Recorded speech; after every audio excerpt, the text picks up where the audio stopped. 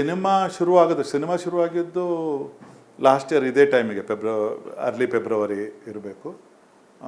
ಆದರೆ ಸಿನಿಮಾದ್ದು location ಸ್ಕೌಟಿಂಗು set work ಎಲ್ಲ ಸುಮಾರು 3 ತಿಂಗಳ ಹಿಂದೆಯೇ ನಡೆದಿತ್ತು. ಕತೆ ಡೀಟೇಲ್ಸ್ಗಳು ಅದೆಲ್ಲ ತುಂಬ ವಿವರಣೆ ಸಿಕ್ಕಿತ್ತು.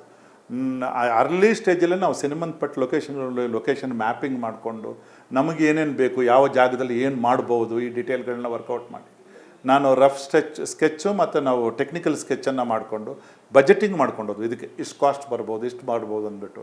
ಆಮೇಲೆ ಆ ಕಾಸ್ಟ್ಗಳಲ್ಲಿದ್ರೂ ಎಷ್ಟೋ ಸಾರಿ ಸರ್ ಕಾಸ್ಟ್ ಬಗ್ಗೆ ನೋಡಬೇಡಿ, ನನಗೆ ವ್ಯಾಲ್ಯೂ ಇಂಪಾರ್ಟೆಂಟ್. ಅದು ಎಷ್ಟು ವ್ಯಾಲ್ಯೂವನ್ನು ಕೊಡುತ್ತೆ ಅದು ಸಿನಿಮಾಕ್ಕೆ, ಮೌಲ್ಯ ಏನು ಕೊಡುತ್ತೆ ಅದು ಇಂಪಾರ್ಟೆಂಟ್. ಇದು ನನಗೆ ಈ ಥರ ಬೇಕು ಅಂತ ಅವರು ತುಂಬ ಸಾರಿ ಆರ್ಟಿಸ್ಟಿಕ್ ಇನ್ಸೈಟ್ ತುಂಬ ಸಾರಿ ಕೊಟ್ಟಿದ್ದಾರೆ ಅವರು.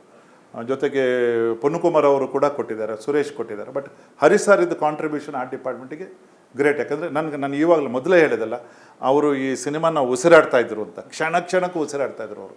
ಎಷ್ಟೋ ಸಾರಿ ಅವರು ಅನಿಸಿದ ಸೆಟ್ಟಲ್ಲಿ ಇಲ್ಲ ಅಂದರೆ ಅವ್ರ ಮುಖ ಸಣ್ಣದಾಗೋದು. ಸಾರ್ ಏನೋ ಅಂತ ಹೇಳೋರು, ಇರಿ ಸಾರ್ ಮಾಡ್ಕೊಡ್ತೀವಿ ಅಂದ್ರೆ ಮಾಡ್ಕೊಡ್ತಾ ಇದ್ದಲ್ಲ. ನನಗೆ ಗೊತ್ತು ಅವ್ರು ಹೇಳಿದರೆ ಏನೋ ಕಮ್ಮಿ ಆಗಿದೆ ಅಂತ ಅರ್ಥ. ಏನೋ ಮುಖದಲ್ಲಿ ಬೇಜಾರಿರಲ್ಲ, ಸಣ್ಣ ಏನೋ ಕಮ್ಮಿ ಆಗಿದಲ್ಲ ಅಂತ ಅನಿಸದೆ ಅದು ತೋರಿಸೋರು ಅವರು.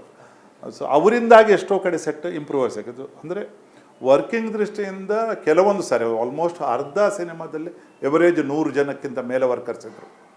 ಅರ್ಧ ಸಿನಿಮಾದ ಸೆಟ್ಗಳು 13 ಸೆಟ್ಟಲ್ಲಿ ಒಂದು 7-8 ಸೆಟ್ಟಲ್ಲಿ, ಮತ್ತು ಎವರೇಜ್ ಸೆಟ್ಟಲ್ಲಿ 30ರಿಂದ 40 ಜನ ಡೈಲಿ ಇರೋರು. ಆ ಡಿಪಾರ್ಟ್ಮೆಂಟ್ ಇರೋದು. ಇಷ್ಟು ದೊಡ್ಡ ಆ ಡಿಪಾರ್ಟ್ಮೆಂಟ್ ಮೇಂಟೈನ್ ಮಾಡೋದಂದರೆ ದೊಡ್ಡ ವಿಷಯನೇ. ಅದೇ ನನಗೆ ಈಗ ಎವರೇಜ್ 30ರಿಂದ 40 ಜನ ಅಂತ ಹೇಳಿದ್ರೆ 1.25 ಲಕ್ಷ ಒಂದು ದಿವಸಕ್ಕೆ ಹೋಗ್ತಾ ಇರುತ್ತೆ ತಂಡನ ಮೇಂಟೈನ್ ಮಾಡೋದಕ್ಕೆ.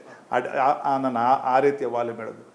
ಆಮೇಲೆ ಬಜೆಟ್ ದೃಷ್ಟಿಯಿಂದ ಎಕ್ಯುರೇಟಾಗಿ ಹೇಳೋಕ್ಕಾಗಿದ್ರೂ ಇಲ್ಲಿ ಡಿಫ್ರೆಂಟ್ ಆದ ಸೆಟ್ಗಳಾಗಿದೆ, ಡಿಫ್ರೆಂಟ್ ಆದ ಮೆಟೀರಿಯಲ್ಗಳಿದೆ, ತುಂಬ ಅಥೆಂಟಿಕ್ ಆದ ಮೆಟೀರಿಯಲ್ ಮಾಡಿದೆ. ಎಕ್ಸಾಂಪಲ್ಲು ಒಂದು ಬಾಂಬೆನಲ್ಲಿರೋ ಒಂದು ಹೋಟೆಲ್ ನಡೆಸೋರ, ಕೇಟ್ರಿಂಗ್ ನಡೆಸೋರ ಮನೆ ಬರುತ್ತೆ. ಅದನ್ನು ಮಾಡುವಾಗ ನಾವು ರಾಜಸ್ಥಾನದ ಮನೆ ಒಂದನ್ನು ಸ್ಟಡಿ ಮಾಡಿ ಆ ಮನೆಯಲ್ಲಿರುವ ಕಂಬಗಳನ್ನೆಲ್ಲ ರೀಕ್ರಿಯೇಟ್ ಮಾಡಿದ್ವಿ. ಅದೇ ಥರ ಇಲ್ಲಿ ಯಾವುದನ್ನು ಅರ್ಧಂಬರ್ಧ ವಿಂಡೋ, ಕಂಬ, ಮತ್ತೊಂದು ಇನ್ನೊಂದು ಎಲ್ಲನೂ ಅಲ್ಲಿದ್ದನ್ನು ರೀಕ್ರಿಯೇಟ್ ಮಾಡೋದು. ಅದು ಮತ್ತು ವಸ್ತುಗಳು ಯಾವುದೂ ಇಲ್ಲಿದ್ದು ಬಳಸಿಲ್ಲ. ನಾರ್ತ್ದು, ಬಾಂಬೆ ಕಡೆಯಿಂದ ಇರುವಂಥದ್ದು, ಗುಜರಾತಿಂದ ಬಂದಿರೋದು ವಸ್ತುಗಳನ್ನೇ ಬಳಸಿದ್ವಿ ಆ ಮನೆ ತುಂಬ.